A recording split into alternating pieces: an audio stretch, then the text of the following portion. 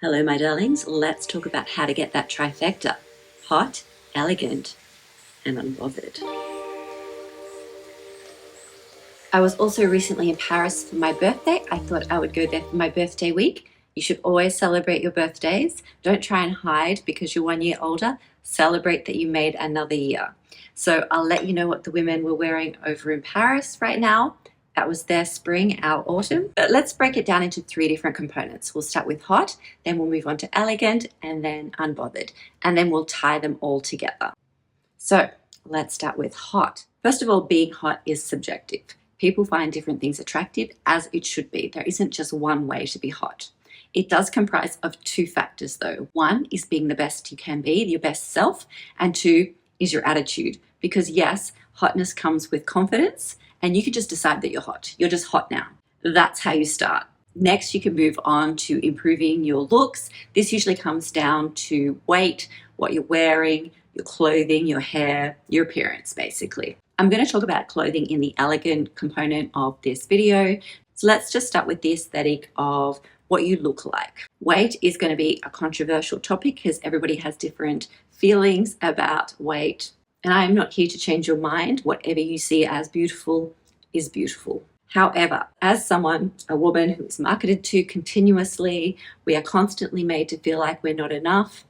It's not about being the thinnest or fitting a certain look or size. It's about making the most of what you have. There is nothing wrong with wanting to lose weight. I like to be a specific weight. I don't like to be too heavy. That's just my personal preference and is not what I would say is right for everybody. So you've got to figure out what is right for you. Now, I usually do this through healthy eating and through exercise. Exercise for me, I enjoy walking the most. I was walking so much while I was in Paris. I was doing 30,000 steps a day, which is a little excessive, although it is a very walkable city. You do walk everywhere. And the reason it's so easy is because everything is so beautiful to look at. And that's the key.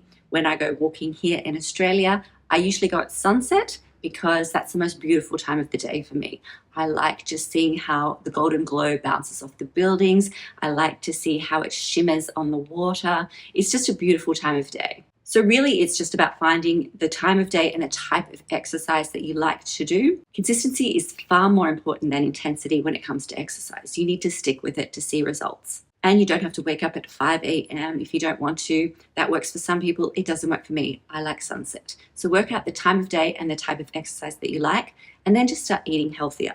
Healthy eating is not only for weight loss, it's for looking good too. It's making your skin more glowy. It's just feeling better about yourself. Health is number 1 and important to being a hot girl. Let's move on to elegance. So elegance is really 3 things. It is how you look and how you dress, of course, but it's also how you carry yourself and how you treat others. That is very important. So how you carry yourself is usually about posture, it's about eye contact, it's about smiling and just looking pleasant, and it's just about keeping that grace. It really is as simple as just pulling your shoulders back, lifting your head, and having that confident attitude and confident look about yourself, and slowing down your movements.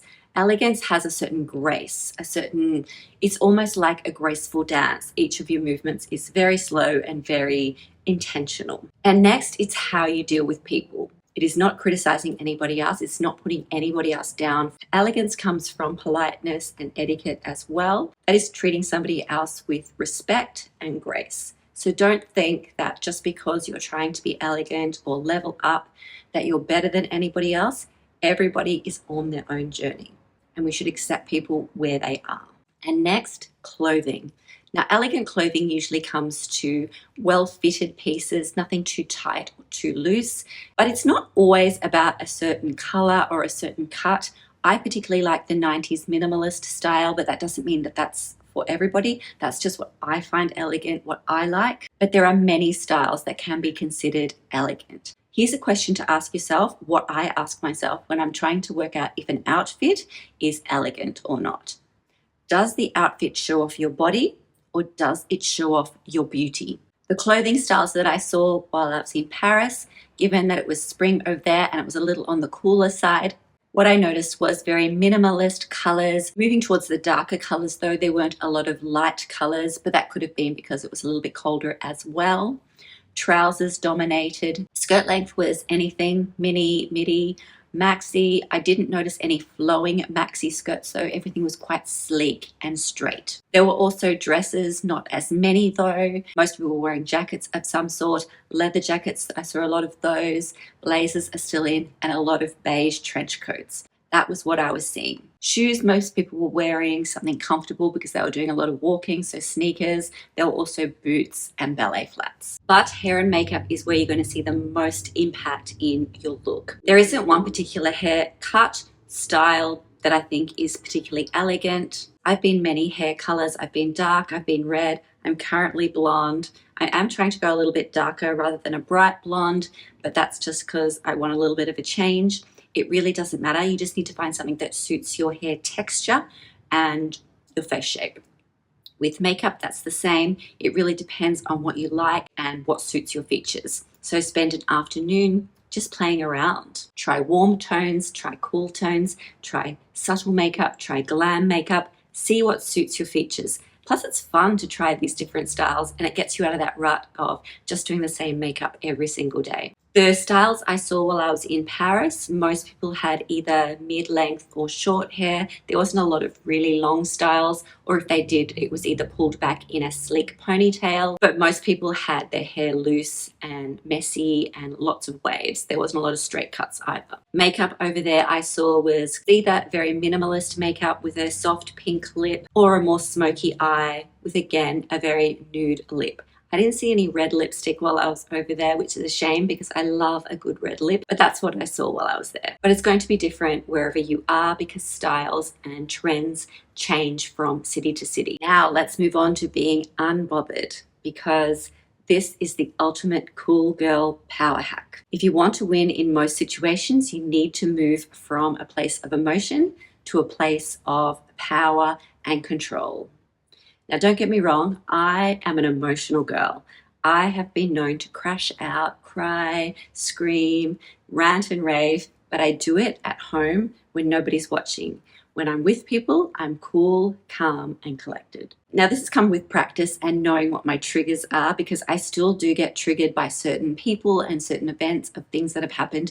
It might have happened a week ago, a month ago, even years ago. I can still get triggered. There have been many times when ChatGPT has talked me down from making a stupid mistake when I've been spiraling and out of control, and thankfully that has worked. It's not wrong to have emotional reactions. What is wrong is sometimes how we act on them. So what I found works best for me is to feel the feelings. If I want to cry, if I want to rant in the bathtub for a while, if I want to write it out in either the Notes app, or if I want to talk to a friend, all of that is fine. I need to get those feelings and that pain out. And then usually after I do that, I'm feeling better already. I will notice that within the next day or two, or even just within the next hour or two, I am feeling so much better and so much stronger. When you're around other people, especially if someone's hurt you or a situation is not going the way that you want it to go, your best bet is to remain unbothered. Now, the easiest way to do that is just pretend that you're unbothered.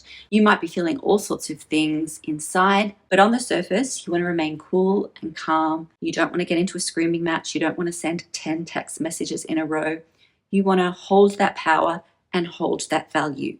What this is going to do is going to help you build that emotional intelligence. It's going to help you not do anything that you'll regret. It's always better to take your time and think about something before you go ahead and do it. Being unbothered is not that you don't care about anything. It's about prioritizing your peace and keeping your cool and analyzing the situation. That way you can work out how you're going to respond.